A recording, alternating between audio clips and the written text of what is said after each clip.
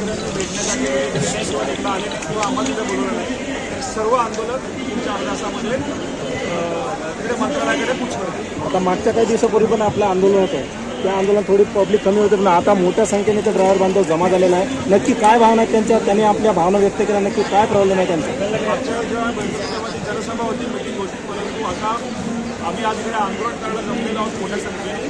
एकच प्रश्न परिवहन सरकार बडा या ओला उबर रॅपिडो बडा, कारण की गेल्या अनेक दिवसांपासून या तिन्ही कंपन्या गव्हर्नमेंटचा एकही नियम फॉलो करत नाही. 10 वर्ष ते विदाऊट लायसन्स ऑपरेट करतायत. बाईक टॅक्सीवर बदली तरी पण ते बाईक टॅक्सीवर तिथं वापरतायत. व्हाईट नंबर प्लेटच्या त्यांना प्रोव्हिजनल लायसन्सची अट आहे पहिली की त्यांनी व्हाईट नंबरच्या बाईक टॅक्सी वापरले. त्यांनी गव्हर्नमेंटने सांगितलं ते ॲपवरती दाखव हे त्यांना सांगितलेलं आहे. त्यांना 3दा आदेश दिला आहे राज्याच्या सहाय्य आयुक्तांनी, परंतु त्या कंपन्या काहीच ऐकत नाही आहे. तरी पण त्या बिनबोबाट व्यवसाय करतात, कारण की त्यांना स्पॉन्सरशिप दिलेली आहे मंत्र्यांच्या इव्हेंटला आणि त्या स्पॉन्सरशिपमुळे आमचं नुकसान होतं आहे. म्हणून आम्ही सगळ्यांनी संपूर्ण राज्यभरातनं भीक मागो आंदोलन करून त्यांच्या पुढच्या इव्हेंटसाठी स्पॉन्सरशिप गोळा केलेली आहे आणि हे सगळे चित्र आम्ही आज परिवहन मंत्र्यांना देणार आहोत. आता जसं की तुम्ही बोलले की नाही परिवहन मंत्र्यांनी नाही भेट दिली तर मोठ्या संख्येने ड्रायव्हर बांधवांना घेऊन त्यांच्या निवासस्थानी जाणार किंवा त्यांना भेट द्यायला जाणार, पण कुठेतरी कायदा सुव्यवस्थेचा प्रश्न उद्भवू शकतो, तर याला जबाबदार कोण राहणार? कायदा सुव्यवस्थेचा प्रश्न उद्भवून गेले यासाठी थोडे मंत्र्यांनी स्वतःचा विचार केला पाहिजे. सगळ्या गोष्टींना आम्हीच जबाबदार, आंदोलन पण नाही करायचं, बंद पण नाही करायचं, काही हुकुमशाही आहे का याचा विचार त्यांनी करणं अपेक्षित आहे. आम्ही आमच्या हक्क मागण्याने इथं भांडतो, आमचा जीवनबंधाचा प्रश्न त्या त्यांना जाब उचलायला मंत्रालयाकडे जाऊ शकतो. नाही आता GR पण निघला, GR वरती रेट दिलेले आहेत, पण कुठेतरी सरकार लक्ष देत नाही. नक्की घोडं अडकलंय कुठे? सगळं अडकलं इथंच की जिथनं मंत्र्यांना स्पॉन्सरशिप मिळते त्या स्पॉन्सरशिपमुळेच कंपन्यांवरती कुठली ॲक्शन होत नाही आहे.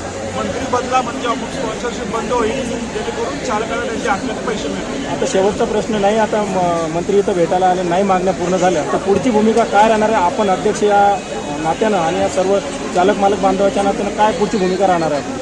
पुढची भूमिका हीच राहील की आम्ही मंत्रालयाकडे जाऊ, आम्ही एक 5 मिनिटं वाट पुण्यात जाऊन तिकडे दारावरती बसेल आणि त्यांची वाट बघू.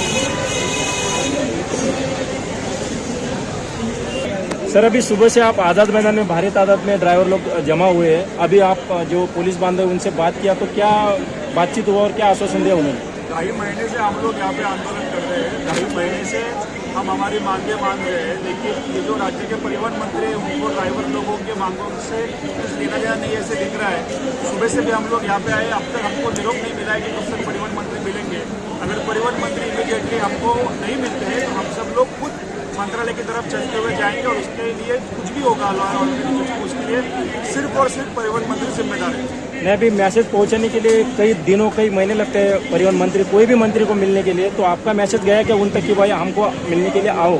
अभी 2.5 महीने से तो हम मैसेज दे ही रहे, 2.5 महीने तक नहीं गया तो अभी भी लग तो नहीं रहा है जाए मैसेज जाएगा, नहीं तो हम लोग खुद चलते चलते तक निकल जाएंगे. अभी जो बॉक्स रखे आपने जो गोविंदा 2026 ये क्या चीज़ है और क्या क्या मतलब? गोविंदा 2026 के वजह से ही सब हो गया है. मंत्री साहब को पैसे की जरूरत थी तो उन्होंने रैपिडो से स्पॉन्सरशिप लिया है, उसके बलबूते रैपिडो अभी इतने बड़े तादाद में इलीगल एक्टिविटीज राज्य में कर रहा है, फिर भी रैपिडो को आज तक 1 रुपये का फाइन नहीं लगा है. दूसरे बाजू में हमारे ड्राइवर भाइयों को हज़ारों रुपये के फाइन लग रहे हैं रैपिडो की वजह से.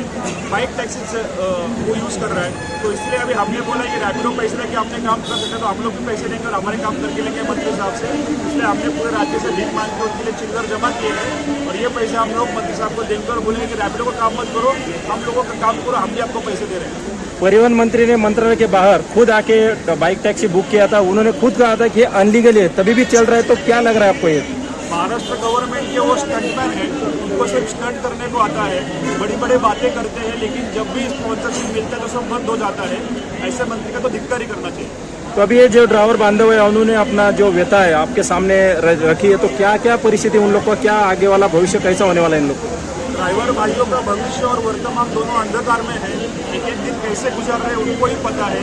ऐसी हालत में हम लोग सरकार से ही अपेक्षा कर सकते हैं कि आपको इलेक्टेड गवर्नमेंट हो, हमने आपको चुन के दिया है, आप रेगुलेटरी बॉडी हो तो आपको काम करना चाहिए. इसलिए इतना गुस्सा आप ड्राइवर भाइयों में देख सकते हो. इसलिए मेरी उनसे ये आह्वान रहेगा कि टाइम पास मत करो, खुद का नुकसान मत करो, खुद के पेड़ पे कुराड़ी मार के मत करो, वरना सब ड्राइवर भाई मिलकर महायुति के खिलाफ वोटिंग करने के इस इलेक्शन में हम लोग पढ़ लेंगे और उसके नतीजे उनको इलेक्शन मिलेंगे. अभी जो मिलने के लिए नहीं आएंगे तो अपना अगला भूमिका क्या रहेगी आपकी?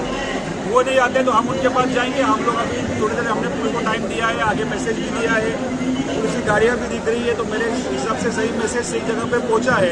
अगर नई मीटिंग को बोलते तो हम लोग लोगों को वहाँ पे जाने के अलावा कोई पर्याय नहीं होगा। नहीं सर, अभी इतना लोग जो रास्ते पे उतर गए तो कायदा सुव्यवस्था का प्रश्न निर्माण हो सकता है, और पुलिस बांधव जो भी है तो अपने जो सामान्य नागरिक है उनको ही टारगेट करता है, तो अपने को भी तकलीफ हो सकता है। तो जो भी उधर अनसुनी होगी तो उसका जवाबदार कौन रहेगा? हम संविधान को कायदा को मानने वाले लोग हैं। इसका मतलब ऐसे नहीं है कि आप उसका ही गैर इस्तेमाल करके हम लोगों से हमारे हक छीनोगे। हक मांगना भी हमारा संवैधानिक अधिकार ही है। हम लोग वो कॉन्स्टिट्यूशन लिमिट में रह के ही मांग रहे हैं, लेकिन आजकल के मंत्री लोग इतने बेशर्म हो गए हैं कि उनको कुछ पड़ा ही नहीं होगा। तो हम भी थोड़े बहुत केसेस लेने से डरते नहीं है। हम लोग हमारा अधिकार मांग रहे हैं, उसके लिए हमारे बाल बच्चों के लिए, हमारे पेट के लिए अगर कुछ छोटे केसेस मुकदमे और भी लेने पड़े तो हम उसके लिए भी तैयार है। हमको न्याय व्यवस्था पे पूरा भरोसा है। तो आपको परिवहन मंत्री मिलने नहीं आएंगे और आपकी मांगे पूरी नहीं होगी आज, तो अगला कदम कैसा रहेगा आपका और आपके जो भी जितना ड्राइवर भाई है उनका क्या अगला कदम, भूमिका कैसी रहेगी? तरीका ऐसा है कि हम सब लोग सलाह मशवरा करके ही जो जनसभा होती है उसमें लेते हैं। मैं लोगों से राय पूछता हूँ, मंत्री साहब से मीटिंग होगा या नहीं होगा, उसके बाद हम लोगों का जो जनसभा होगा शाम को 4 बजे, उसमें हम लोग डिसाइड करेंगे कि आगे क्या करना है, उससे हम आगे कदम उठाएंगे। ओके सर, धन्यवाद।